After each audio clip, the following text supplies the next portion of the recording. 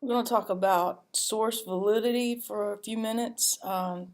Perhaps the most important aspect of this class is that you grasp the concept of source validity.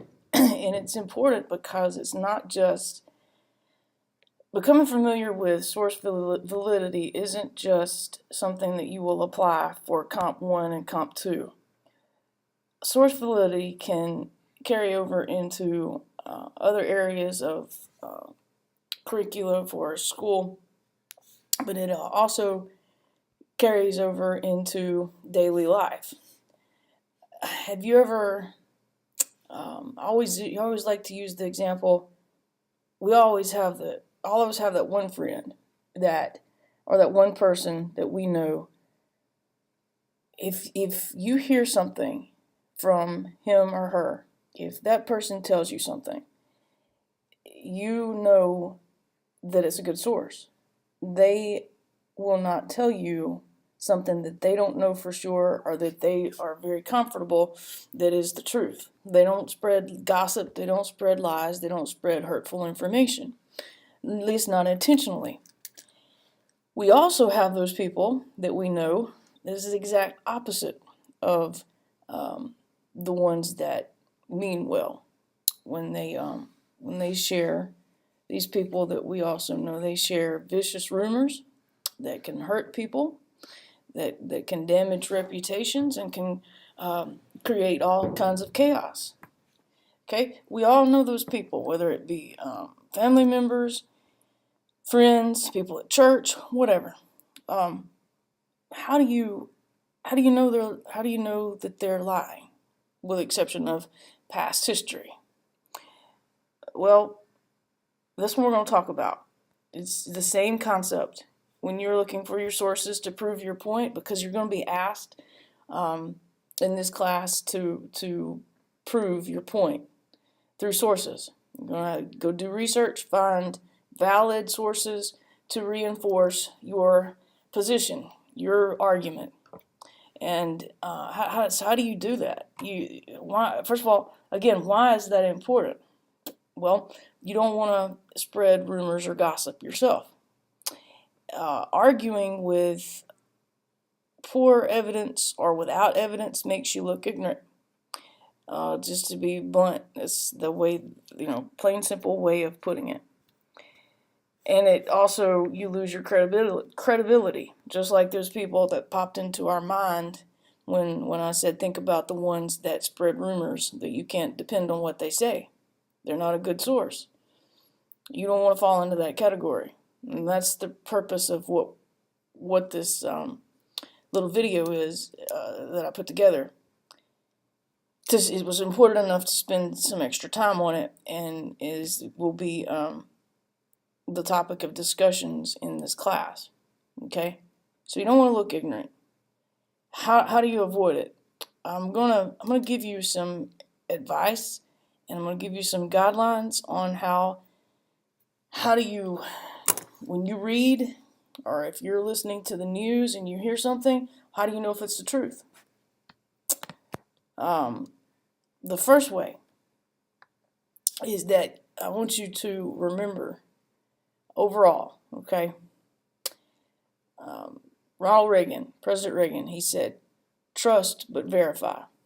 Okay, I'm not promoting that we all be paranoid over everything that we hear, but you do have to verify when you're researching or you're putting your name on the line. You're putting something down on paper that you are arguing, then you are saying, I believe this, and I'm gonna put my name down. It's very serious situation. So you want to make sure that you are on top of the game for a source validity. Okay, trust but verify. The steps involved would be asking yourself the following questions. For number one, let's look at number one. Who is the author? Who wrote it? Why is that important? That can tell you a lot. How do you find out? You got to go research. Research leads to more research. Okay, you've heard of something called Google, right? Google the author. A lot of times that'll give you plenty of information right there. A lot of times these authors will have Wikipedia pages, and let me say something about that. That's not a good source. Wikipedia is not a good source. Do not use Wikipedia in any of your papers or any of the papers that you turn into anyone else. However, you can at times look at the Wikipedia page and find enough information about that author that it may prompt you to look elsewhere. All right? So it is something that you could possibly look at. If you find a juicy bit of information, this author is a member of an organization that would be for the point, or the what he or she is trying to prove would be for that. That tells you that that is a that authors probably have leans bias to that topic, right? If he or she belongs to the NRA, then she or he will be for guns, all right? So you want an impartial source when you're trying to decide if it's valid, all right? You want to try to get someone that's presenting the facts, just like you are trying to present the facts. So number 2, where does he, she stand on the issue? Okay, as I said, if you see in your research that this person is a member of the NRA board, and you are arguing against open carry or for open carry, it's not a very good source, because we know where this author is going to, his or her views will lie, okay? Number 3, you need to look for the interest. Sorry about that. The interest of the author. What about the qualifications? Cannot type. Qualifications, and then of course those things, as I'll include bias, because we mentioned that in number 2. But the interests, again, if they're involved in nonprofit organizations that they're known for promoting a certain agenda, then you know that that person is going to fall in that category. More than likely, it's tough not to be biased, okay? The qualifications. It is, if you're writing a paper on something to do with science or math, I would not be a very good source, because I am not a mathematician, nor am I a scientist, all right? If you wanted to possibly look for a source that might know something about teaching English, various other areas in education, I probably might know a little something, because I've been in it for 15 years, okay? There's others that would have more qualifications than myself. Also, I have, I'm all but dissertation, okay? But there's people out there that has completed their dissertation, and meaning that they have their doctorate or their PhD. Those are, they would be weighted a little bit heavier than myself in the area of education, because they have that a little bit, they've completed the process of the doctorate, while I'm almost finished, but I'm not there yet, okay? And of course we talked about the bias. They have possible biases because of their interest, or maybe their qualifications. They may have qualification biases. You have to look at the overall perspective, okay? The 4th one, what is the intent of the writing or the article? All right. What is the intent of the writing? What does that mean? Why did she or he write this article? That's what you have to ask yourself. And you get that answer by looking at the last three. If this person is if you find that this person is a member of the Humane Society, then he or she is probably, it would not surprise you that they're going to write a paper about spade and neutering, okay? Something like that.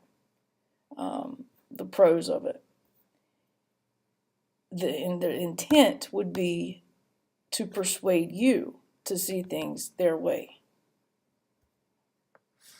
So,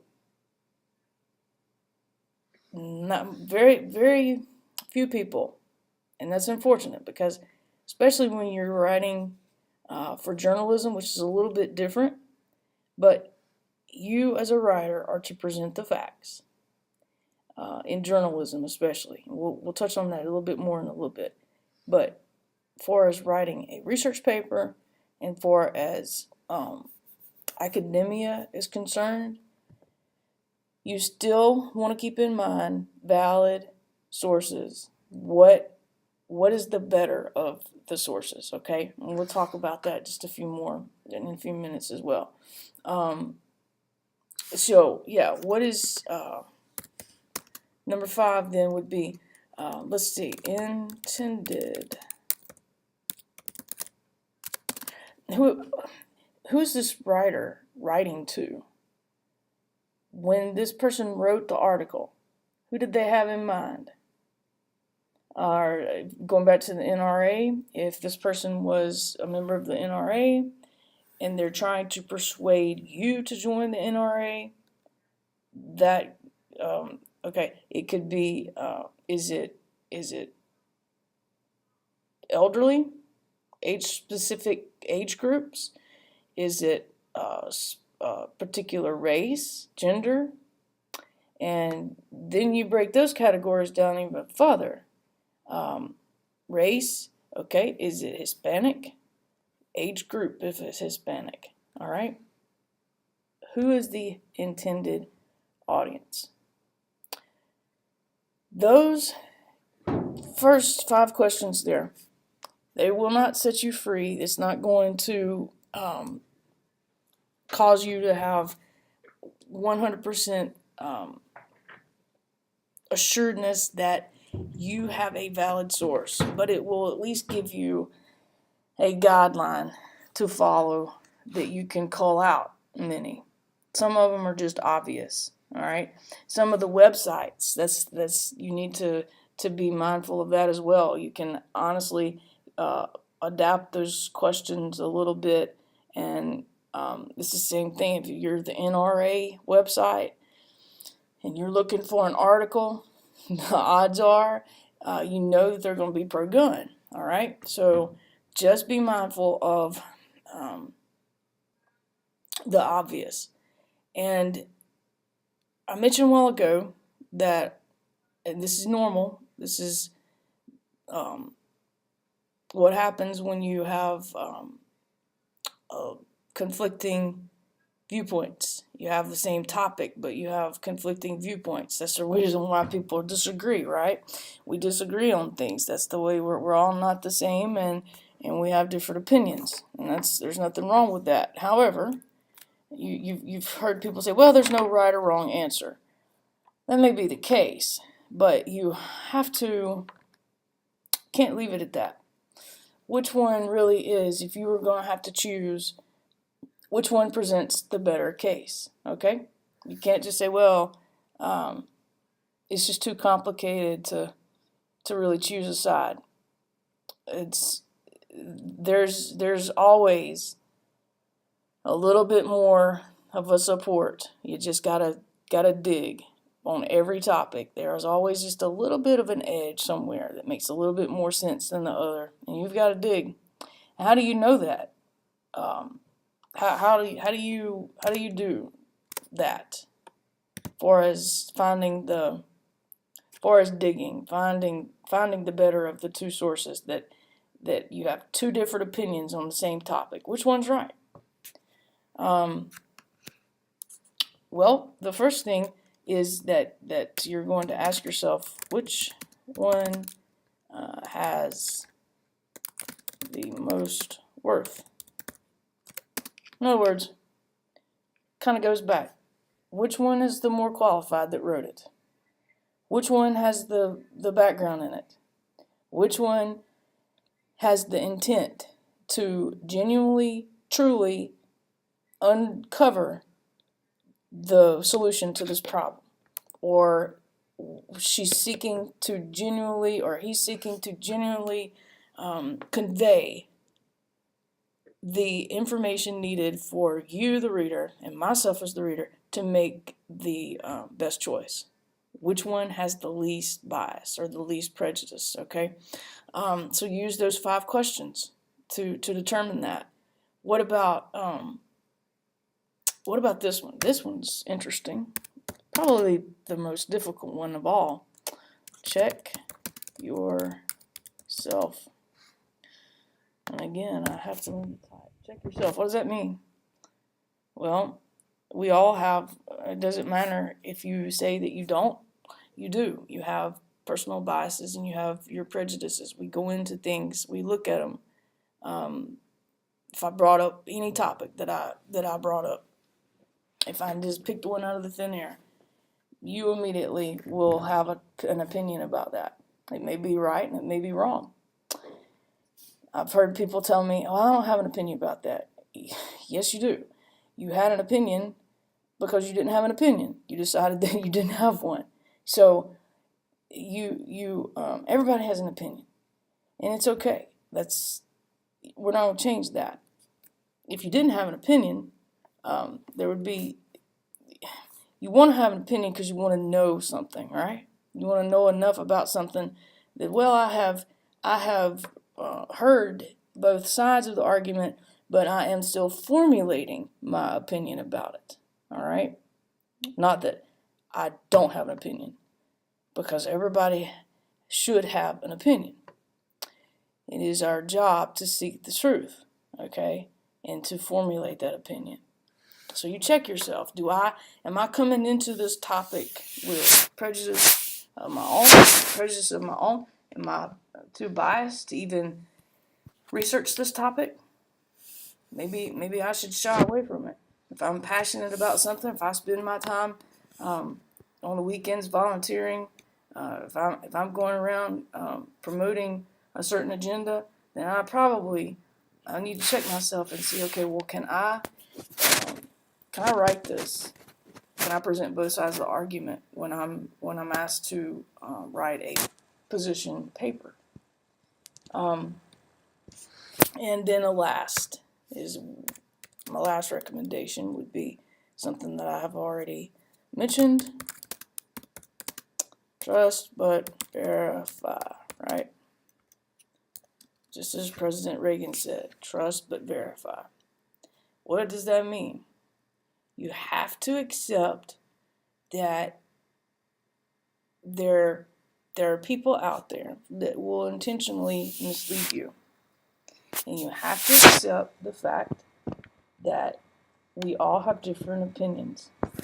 And you have to accept the fact that it's okay to trust as long as you have verified. All right? And those are my recommendations for sifting through this cobweb of either great sources, bad sources in between, because it's out there. And there's in the news, and you'll find that this is our assignment, our discussion coming up now and in the future. I have on Canvas that you're going to click in the module, and you'll find 3 articles. And I've asked you to read those before you enter into the class discussion. And what those two articles, the first 2 articles, will be about, you've heard this topic before, unless you just simply do not watch the news. But you have probably heard the terminology mentioned lately, and it's probably, if you're like me, you're sick of hearing it, but you've heard fake news. And I'm not telling you, we're not going over this again for any specific political agenda. What we're going over this is because you can apply these rules. If you look at it from a broad spectrum, fake news is gossip. Okay, we want to separate fact from fiction. And how do you do that? Just gave some examples of that, all right? But back to the fake news. I have given you for you to read 2 articles on the same topic.